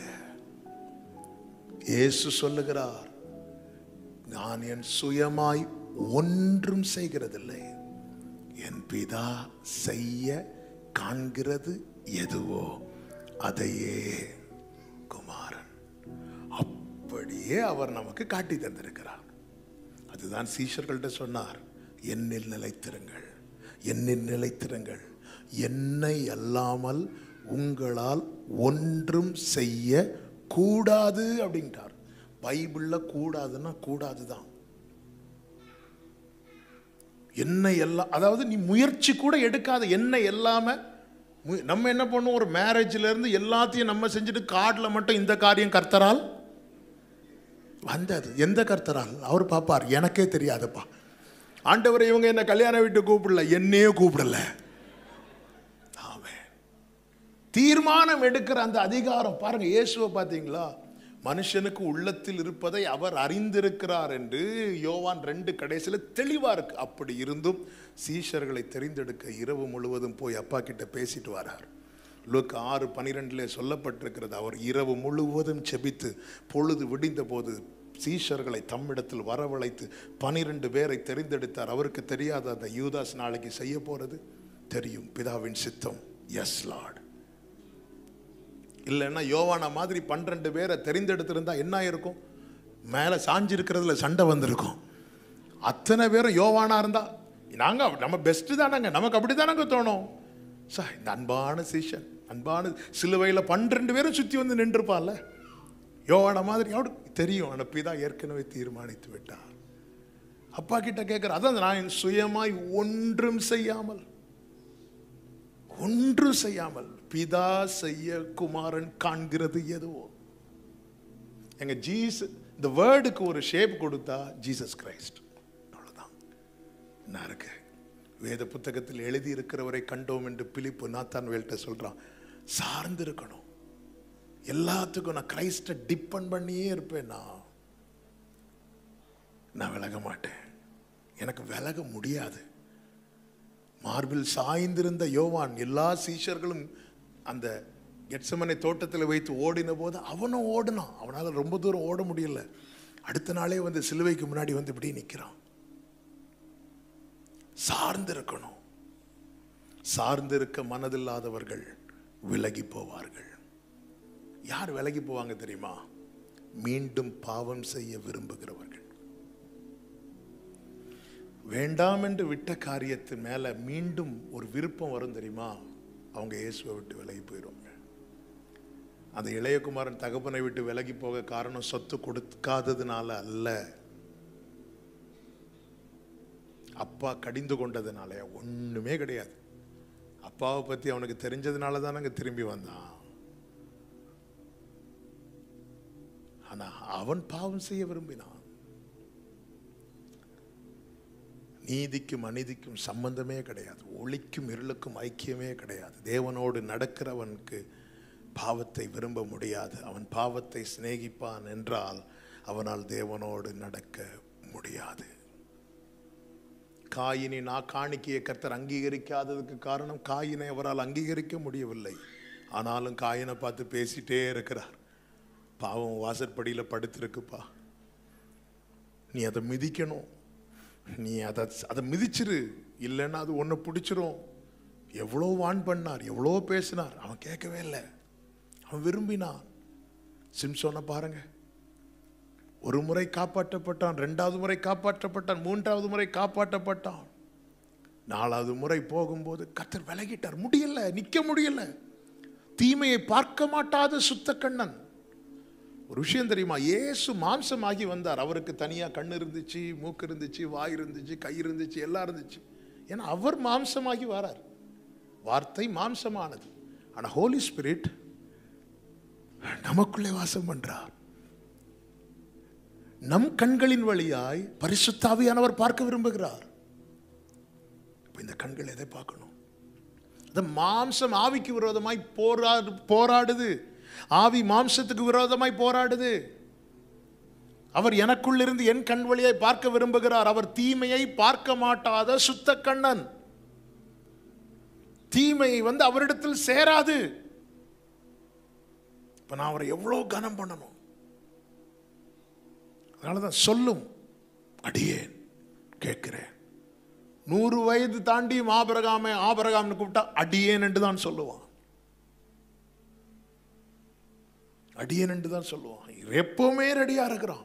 சொல்லுங்க சொல்லுங்க.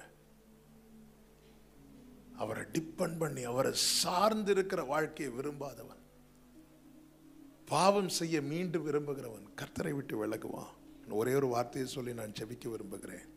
மீட்பை கனம் பண்ணாதவர்கள் கர்த்தரை விட்டு விலகுவார்கள். எகிப்தில் இருந்தபோது இறைச்சிக்காக அழல, எகிப்தில் இருந்தபோது ரட்சிப்புக்காக அழுதார்கள், மீட்புக்காக அழுதார்கள்.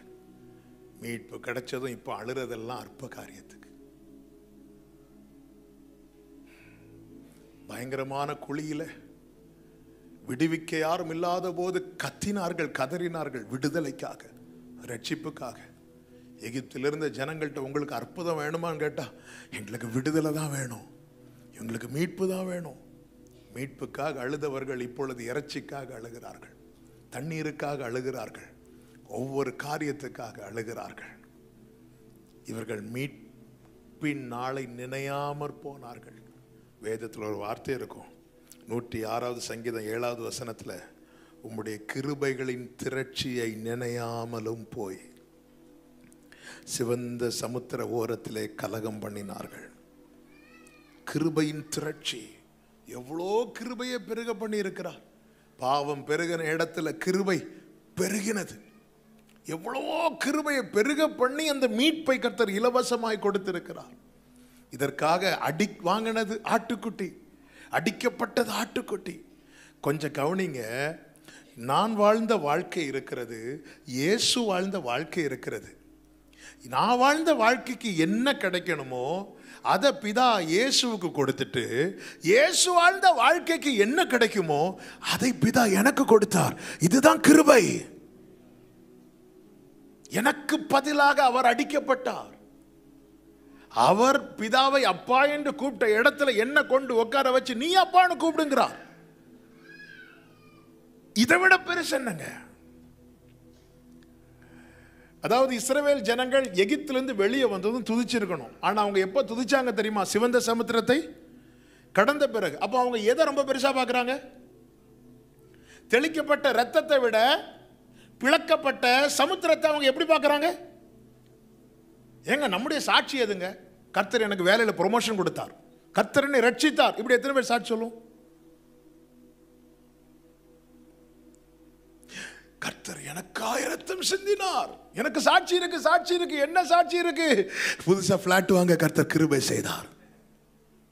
எனக்கு சாட்சி இருக்கு. என்ன சாட்சி இருக்கு? அந்த லேகியோன் பிடித்த வாலிபனை கூப்பிட்டு கேட்கலாமா, உனக்கு என்ன சாட்சி இருக்கிறது? எனக்கு சாட்சி இருக்கு. நான் பிடியில் இருந்தேன், அகப்பட்டிருந்தேன், கல்லறை என் உறைவிடமாய் கொண்டிருந்தேன். இயேசு அக்கறையில் இருந்து புறப்பட்டு இக்கரைக்கு வந்து என்னை விடுவித்தார், என்னை ரட்சித்தார். இது அவன் எல்லா இடத்திலும் போய் சொன்னான். நம்ம எதை ரொம்ப பெருசா பார்க்கிறோம்? எதை பார்த்து ஏங்குறோம்? நம்ம ட்ரெயினுக்காக பஸ்ஸுக்காக வெயிட் பண்ணிட்டு இருக்கும்போது ஒருத்தங்க கார்ல போனா ஏங்குறோமா? நம்ம இப்போ எதை கனவீனப்படுத்துறோம் தெரியுமா? எந்த தகப்பனாவது தன் பிள்ளை அப்பத்தை கேட்டால் கல்லை கொடுப்பானோ, மீனை கேட்டால் பாம்பை கொடுப்பானோ, முட்டையை கேட்டால் தேளை கொடுப்பானோ? பொல்லாதவர்களாகி நீங்களே உங்கள் பிள்ளைகளுக்கு நல்ல ஈவுகளை கொடுக்க அறிந்திருக்கும் போது நான் மீட்கப்பட்டேன்னா நான் பிள்ளை ஆயிட்டேன்னு அர்த்தம். இந்த பிள்ளைய அந்த அப்பாவுக்கு எப்படி நடத்தணும்னு தெரியும், எப்படி நடத்தணுமோ அப்படி நடத்திட்டு தான் இருக்கிறார். ஆமென். மீட்பை கொண்டாடணும். பரலோகத்தின் காட்சியை யோவானுக்கு காண்பித்த போது தூதர்கள் எல்லாம் என்ன சொல்லி துதித்தார்கள் தெரியுமா? வெளிப்படுத்தின விசேஷம் 7வது அதிகாரம் தூதர்கள் 12வது வசனத்துல துதியும் மகிமையும் ஞானமும் ஸ்தோத்திரமும் கனமும் வல்லமையும் பலனும் தேவனுக்கு என்று சொல்லி தூதர்கள் துதிக்கிறாங்க.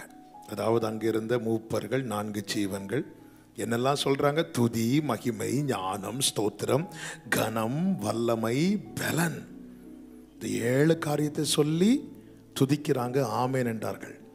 ஆனால் இன்னொரு கூட்டம் அங்க இருந்துச்சு. வெண்ணங்கி தரித்து கொண்டு குருத்தோலை பிடித்து கொண்டு அவர்கள் மட்டும் சொல்லி பாடினார்கள், ரட்சிப்பின் மகிமை சிங்காசனத்தில் வீற்றிருக்கிறவருக்கும் ஆட்டுக்குட்டியானவருக்கும் உண்டாவதாக. ஹல்லேலூயா. தூதர்கள் என்ன சொல்லி துதிப்பாங்க? துதி, மகிமை, ஞானம், ஸ்தோத்திரம், கனம், வல்லமை, பலன் சொல்லி துதிக்கும் போது ஒரு புது பாட்டை பாடுற ஒரு கூட்டம் அங்க வந்து நிற்கும். ரட்சிப்பின் மகிமை உமக்கே, மாட்சிமை வல்லமை உமக்கே. அங்க எந்த பாட்டு ரொம்ப ஸ்பெஷலா இருந்துச்சு தெரியுமா? தூதர்கள் பாடினது இல்ல, இவங்க பாடினது. எனவேதான் யோவான் தூதனை பாட்டு காத்து கேட்கிறான். இந்த ஜீவன்கள் யாருன்னு கேட்கல, இந்த மூப்பர்கள் யாருன்னு கேட்கல, இந்த கூட்டம் யாரு? அழகாய் நிற்கும் யார்? இவங்க யாரு? நாம இருந்த அங்க போய் என்ன கேட்டிருப்போம்? அந்த 4 ஜீவன்கள் யாரு? எங்க அதனால தூதர்கள் நம்மை இப்படி உற்று ஆசையா பார்க்கறாங்களா? யாருப்பா இந்த கூட்டம்? இவங்களுக்கு மட்டும்தான் அதை பாட முடியும். அப்ப இவங்க யாருன்னு கேட்கும்போது தூதன் கேட்கிறார், தெரியாதா இது? இல்ல, எனக்கு இப்படி தெரியும். யோவானுக்கு நம்மள தெரியாது. வேதத்துல நம்ம நிறைய ஹீரோஸை கொண்டாடிட்டு இருக்கோம்ல, ஒருத்தருக்கு நம்மள தெரியாது. அங்க போய் தாவீதே என்ன தெரியுமா நீ யாருன்னு கேட்பார். நீ யார? உங்களை வச்சு நீங்க பாடின பாட்டை வச்சு நாங்க எத்தனை பாட்டு பாடி இருக்கிறோம். மனசாட்சியே இல்லையா? தெரியாது. யோவானுக்கு தெரியல இவங்க யாரு. தூதன் சொன்னார், ஆட்டுக்குட்டியின் இரத்தத்தால தோய்த்து வெளுத்தவர்கள் இங்க வந்துட்டாங்கல்ல. ஆட்டுக்குட்டியானவர் பாரு, எங்க இருப்பாருன்னு பாரு. ஆட்டுக்குட்டியானவரும் இவர்களுக்குள்ளே தான் இருப்பார். இவர்கள் எல்லா முகத்தில் உள்ள கண்ணீரையும் துடைப்பார். இந்த ஜீவ தண்ணீர் ஊற்றண்டையிலே அவரவர்களை நடத்தி செல்வார்.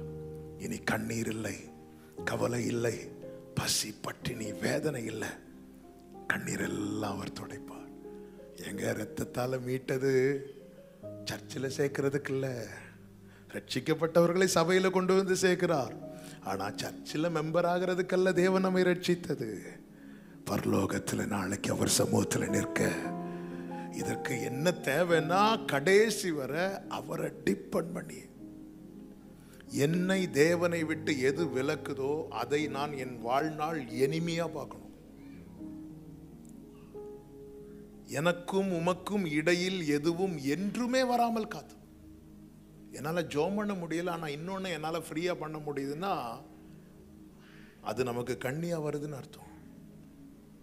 அவரோடு உறவாடணும், அந்த தேவனோடு உள்ள உறவுல நிலைத்திருக்கணும்.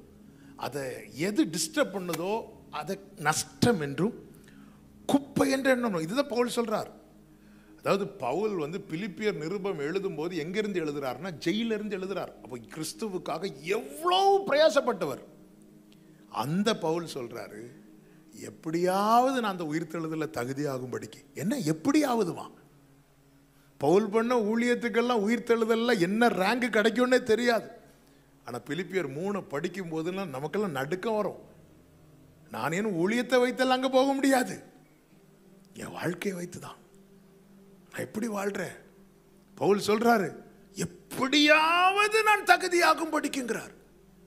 எனக்கு எது எது கிறிஸ்துவை விட்டு விலக்குகிறதோ, அதாவது நான் எதற்காய் பிடிக்கப்பட்டேனோ அதை அடைய ஆசையாய் ஓடுவதற்கு எது எது தடையா இருக்கிறதோ அதையெல்லாம் நஷ்டம் என்றும் குப்பை என்றும் விட்டுட்டேன் அப்படிங்கிறார். அந்த பவுல் தான் சொல்லுகிறார், நம்முடைய குடியிருப்போ பரலோகத்தில் இருக்கிறது, அங்கே இருந்து இரட்சகர் வர எதிர்பார்த்து காத்திருக்கிறோம். பிரியமான கர்த்தருடைய பிள்ளைகளே, எவ்வளோ வேகமாக போயிட்டு இருக்கு நம்முடைய வாழ்க்கை. இந்த வருடம் இப்போதான் ஆரம்பித்தது போல இருக்கிறது, பாதி முடிஞ்சிட்டு.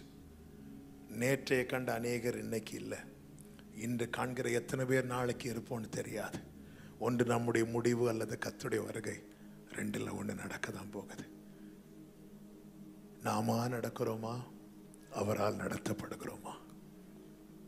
வேதம் நமக்கு கேரண்டி தருகிறது, இந்த தேவன் என்றென்றைக்கும் உள்ள சதா காலமும் நம்முடைய தேவன், மரண பரியந்த நம்மை நடத்துவார். கடைசி வர, அந்த கானான்ல கால் வைக்கிறது வர, அந்த மகிமையிலே கால் எடுத்து வைக்கிறது வர நடத்துறதுக்கு அவர் ரெடி. அவரால் நடத்தப்பட நாம ஒப்பு கொடுப்போமா? என் வாழ்க்கையில தீர்மானம் எடுக்கிற அந்த அதிகாரம் யாருக்கு இருக்கிறது? நிலைத்திருங்கள். சீஷர்கள்ட்ட வேற ஒண்ணுமே சொல்லல, என்னில் நிலைத்திருங்கள், என்னில் நிலைத்திருங்கள். என்னை அல்லாமல் உங்களால் ஒன்றும் செய்யக்கூடாது. Yes Lord. ஆண்டவரே, இந்த பூமியில வாழ எனக்கு ஞானம் தேவை, வச்சுக்கோ. எனக்கு அறிவு தேவை, வச்சுக்கோ. எல்லாம் வச்சுக்கோ. இனி வாழ்ந்துருவியா? நீங்க தேவை, நீங்க தேவை. சாலமோன் போல ஞானி வேற யாரும் கிடையாது. ஆனா சாலமோனுடைய முடிவு நமக்கு தெரியும். தாவீது சொல்றாரு, புத்தீனமா செஞ்சுட்டேன் அப்படிங்கிறார். அவரே அவருடைய சங்கீதத்துல சொல்றார். தாவீதுனுடைய முடிவு நமக்கு தெரியும். தேவன் சாலமோனின் குமாரனாய் அறியப்படவில்லை, தாவீதின் குமாரனாய் அறியப்பட்டார். கடைசி வரை கர்த்தரை சார்ந்த, அதுதான் கர்த்தரை நான் எப்பொழுதும் எனக்கு முன்பாக வைத்திருக்கிறேன். எப்பவுமே எனக்கு அந்த ஃபர்ஸ்ட் ப்ரையாரிட்டி அவர் தான். அவர் எஸ்னா எஸ், அவர் நோனா நோ.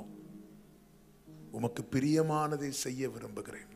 உம்மை பகைக்கிறவர்களை நான் பகையாமலும், உமக்கு விரோதமாய் எழும்புகிறவர்களை நான் அருவருக்காமலும் இருப்பேனோ. முழு பகையாய் அவர்களை பகைக்கிறேங்கிறார். எந்தெந்த காரியம் ஆண்டவரே உங்களை பகைக்குதோ அது எனக்கு வேண்டாம்ப்பா. எது எது நீங்க அருவருக்கிறது மாதிரி ஒரு காரியம் இருக்குன்னு அது எனக்கு வேண்டாம். அதை நான் முழு பகையாய் பகைக்கிறேன். இதுதான் சார்ந்து இருக்கிறவனுடைய அடையாளம். கர்த்தர் நடத்த போதுமானவராக இருக்கிறார். நம்மை மட்டுமல்ல, நம் தலைமுறையையும். ஒன்னே ஒன்று செய்யணும், நடத்துங்கப்பா, நடத்துங்கப்பா. எழுமி நிற்கலாம் ஆண்டவர் சமூகத்தில்.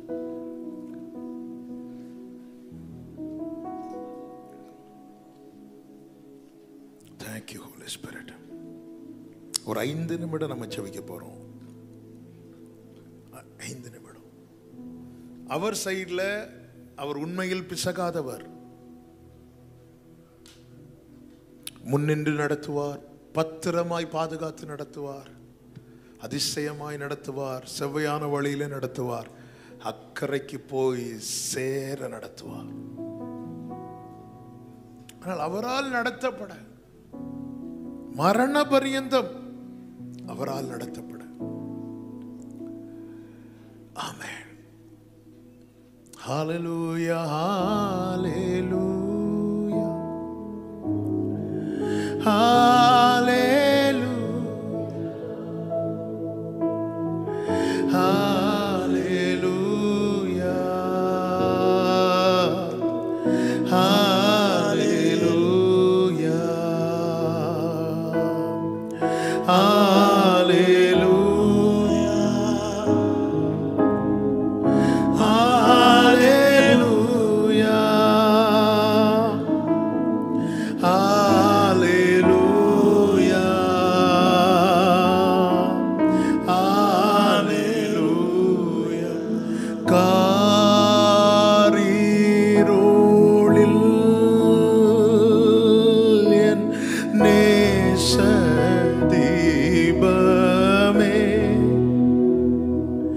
நடத்துமே.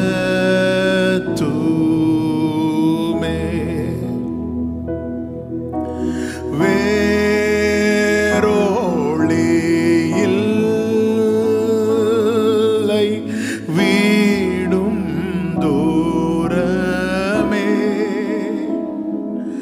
நடத்துமே.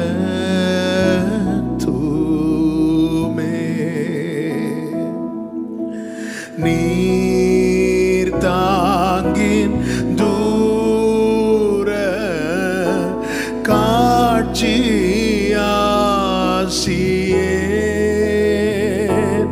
ஓராடி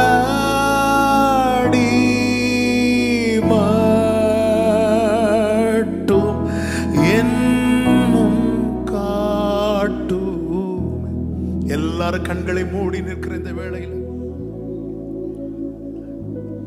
எனக்குள்ளே 1000 விருப்பங்கள் இருக்கலாம். நீர் நியமித்த பாதையிலே உம்மால் நடத்தப்படாது தடையா இருக்குமான அது வேண்டாம்பா. என்ன நீங்க ஒரு சீசனுக்காக நடத்தக்கூடாது. என்னுடைய கடைசி வரை, என் கடைசி வரை அவர் நடத்துறதுக்கு இறங்கி வந்துட்டாருங்க மேகஸ்தம்பத்துல. வானாதி வானங்கள் கொள்ளாத தேவன் சிங்காசனத்தில் வீற்றிருக்கிறவர் மீட்கப்பட்ட ஜனத்தை நடத்த அவர் இறங்கி வந்துட்டார். அவரால் நடத்தப்பட அவருடைய ஆளுகைக்கு என்று தங்களை ஒப்பு கொடுக்கிறவர்கள் எத்தனை பேர்? ஆண்டவரே,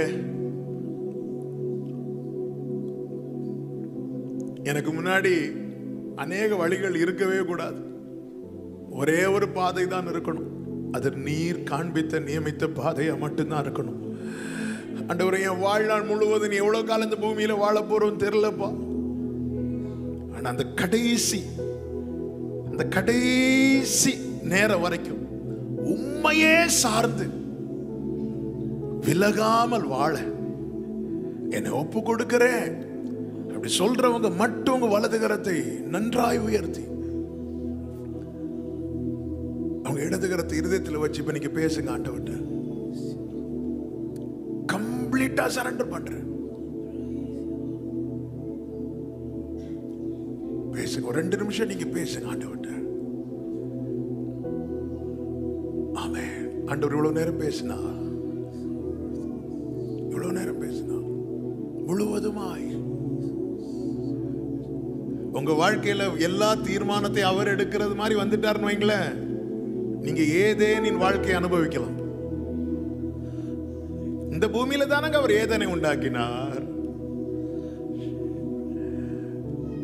ஏதேனின் அனுபவத்தை சுதந்திரிக்கலாம். என் வாழ்க்கையில முழுவதுமாக முற்றிலுமாய் உம் சித்தம்.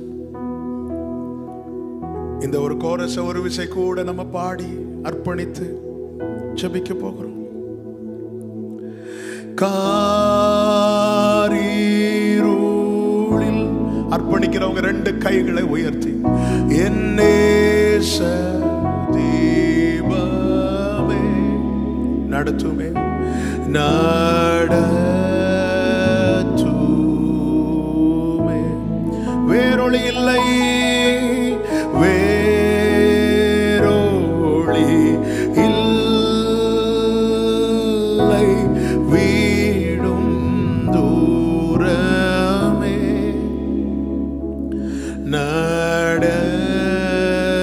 நடத்துமே. நீ தாங்கின் தூர நீர் தாங்கின் தூர காட்சி ஆசி. அப்படியே கைகளை விரித்து ஓராடி மாட்டும் என் முன் காண்பி. அப்படியே கைகளை விரித்தவாறு தகப்பனே, உம்முடைய சிங்காசனம் என் மேல ஸ்தாபிக்கப்படும். உங்களை விட்டு என்னை எது பிரிக்குதோ அது நான் ஆசைப்பட்டு கேட்டாலும் எனக்கு வேண்டாம், அது நான் கண்ணீரோடு தேடினாலும் எனக்கு வேண்டாம். ஆண்டவரே வேண்டாம். சொல்லுங்க இந்த வார்த்தை. ஆண்டவரே, இன்று நான் காத்திருக்கிற காரியம் அல்லது இன்று நான் தேடுகிற காரியம் அது என்னை உம்மை விட்டு பிரிக்குமானால் அது எனக்கு வேண்டாம்பா, அது எனக்கு வேண்டாம்பா. எனக்கு நீங்க ஒரு சீசனுக்கு தேவையானவர் அல்ல, எனக்கு நித்தியத்துக்கு தேவையானவர். ஆண்டவரை பார்த்து சொல்லுங்க, உண்மை அல்லாமல்.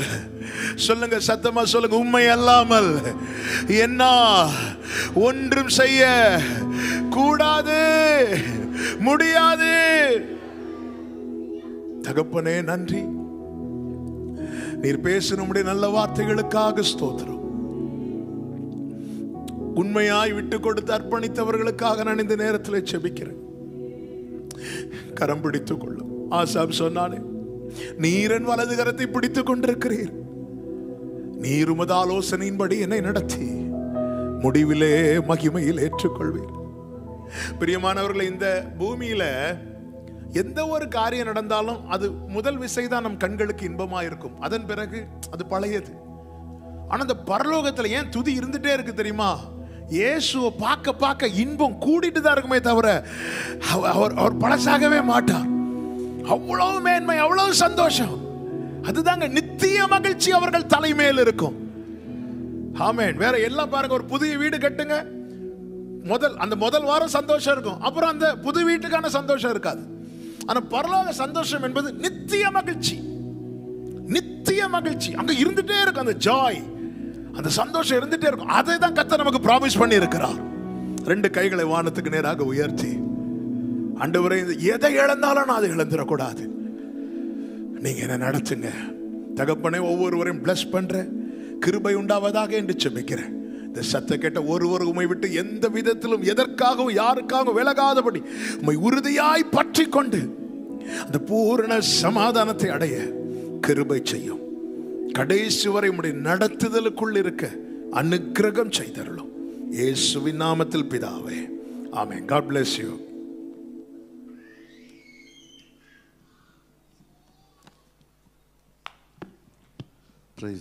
கர்த்தர் நல்லவர். அப்படியே நாம் கண்களை மூடி ஜெபிப்போம். ஜெபித்து இந்த கூட்டத்தை நிறைவு செய்ய போகிறோம். இந்த கூட்டத்தின் ஆரம்ப ஜெபம் நேரம் முதல் இந்த முடிவு ஜெபம் வரைக்கும் கர்த்தர் கிருபையாய் என்ன நோக்கத்திற்காக ஒரு மகிமையான ஒரு நல்ல ஒரு எழுப்புதல் கூட்டத்தை இந்த நாளிலே நடத்த அவர் சுத்தமாக இருந்தாரோ அந்த நோக்கத்தை, அந்த காரியத்தை, சுத்தத்தை அவர் மகிமையாய் நிறைவேற்றி இருக்கிறார். அல்லேலூயா. ஆண்டவருடைய வார்த்தை பனியை போல இறங்கி வந்ததை என் ஆவியில் இந்த இடத்துல உட்கார்ந்திருக்கும் பொழுது உணர கர்த்தர் உதவி செய்தார். அவருடைய உபதேசங்கள் அப்படியே பனியை போல் ஒவ்வொரு மேல் இறங்கி வருகிறதை உணர கர்த்தர் உதவி செய்தார். ஒப்பு கொடுத்த ஒவ்வொரு பிள்ளைகளுக்காய் ஸ்தோத்திரம். நாம் யாவரும் கண்களை மூடி ஜெபிப்போம். ஆண்டவரே, இது நல்ல ஆசீர்வதிக்கப்பட்ட இந்த எழுப்புதல் கூட்டத்திற்காக நாங்கள் உமக்கு நன்றி சொல்லுகிறோம். வந்த ஒவ்வொரு பிள்ளைகளுக்காய் ஸ்தோத்திரம். ஆண்டவரே, தம்முடைய பிள்ளைகளுக்கும் உடைய வார்த்தையை தூர தேசத்திலிருந்து நீர் கொண்டு வந்து மகிமையாய் ஆசீர்வதித்து கொடுத்த கிருபைக்காய் நன்றி சொல்லுகிறேன். ஆண்டவரே, உடைய நாமத்துக்கு மகிமை உண்டாகட்டும். இந்த தேவன் என்றென்றும் உள்ள சதா காலங்களிலும் அவர் நம்முடைய தேவன், மரண பரியந்தம் அவர் நம்மை நடத்துவார் என்று சொல்லி ஆண்டவரே அந்த பிள்ளைகளுக்கு வாக்குத்தத்தமாய் கொடுத்த அதே நேரத்தில் அந்த வாக்குத்தத்தத்தை பிடித்து கொண்டு மரண பரியந்தம் அவரோடு நடக்க நான் என்ன செய்ய வேண்டும் என்று சொல்லி நீர் கற்றுக் கொடுத்த உம்முடைய தயவுக்காய் நன்றி சொல்லுகிறோம். ஆண்டவரே, நாங்கள் முற்றிலும் உண்மையே சார்ந்திருக்க, மரண பரியந்த நாங்கள் உண்மை விட்டு விலகாதிருக்க, அப்படிப்பட்ட உறுதியான விசுவாசத்தை பற்றி கொள்ளும்படி உம்முடைய ஜீவனுள்ள வார்த்தைகளை கற்றுக் கொடுத்தீரேன். அதை ஏற்றுக்கொண்டு அதற்கு அர்ப்பணிக்க உதவி செய்தீரே, உமக்கு நன்றி சொல்லுகிறோம். ஆண்டவரே, அருமையான வார்த்தையை கொண்டு வந்த தேவதாசனுக்காக உமக்கு நன்றி. ஆண்டவர், இன்னும் அநேகமாயிரங்களுக்கு நீர் ஆசீர்வாதமாக எடுத்து நீர் பிரயோஜனப்படுத்தும்படியாக வேண்டுகிறோம். செய்கிற ஊழியங்களை ஆசீர்வதியும். அவருடைய சகோதரர்கள், அவருடைய தாயார், அவருடைய குடும்பத்தில் ஒவ்வொருவரையும் உங்களுடைய கரத்தில் நாங்கள் ஒப்பு கொடுத்து ஜெபிக்கிறோம். இப்பொழுது வந்த ஒவ்வொரு பிள்ளைகளுக்காக, ஊழியர்களுக்காக, விசுவாச பிள்ளைகளுக்காக, அவர் போகிற திருச்சபைகளுக்காக நாங்கள் உம்மை ஸ்தோத்தரிக்கிறோம். அவர் போகிற இடங்களிலே உமக்கு சாட்சியாக ஆண்டவரே மரண பரியந்தம் உம்மை சார்ந்திருந்து உம்மையே உறுதியாய் பற்றி கொள்ளுகிறவர்களாய் இருப்பார்களாக என்று மனதார ஆசீர்வதிக்கிறேன். காத்துக்கொள்ளுங்க, பலப்படுத்துங்க.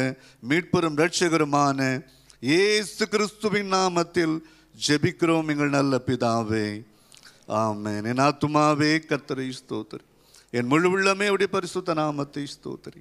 என் ஆத்துமாவே கர்த்தரை ஸ்தோத்திரி, கர்த்தர் செய்த சகல உபகாரங்களையும் மறவாதே. ஆமென். நாம் யாவரும் கரங்களை உயர்த்தி ஆசீர்வாதத்தை பெற்றுக்கொள்வோம். நம்முடைய கர்த்தராகிய இயேசு கிறிஸ்துவின் கிருபையும் பிதாவாகிய தேவனுடைய அன்பும் பரிசுத்த ஆவியானவருடைய அந்யோன்ய ஐக்கியமும் இன்றும் என்றும் சதா காலங்களிலும் நம் அனைவரோடும் கூட இருப்பதாக. ஆமென், ஆமென். கர்த்தர் தாமே உங்கள் ஒவ்வொருவரையும் ஆசீர்வதிப்பாராக.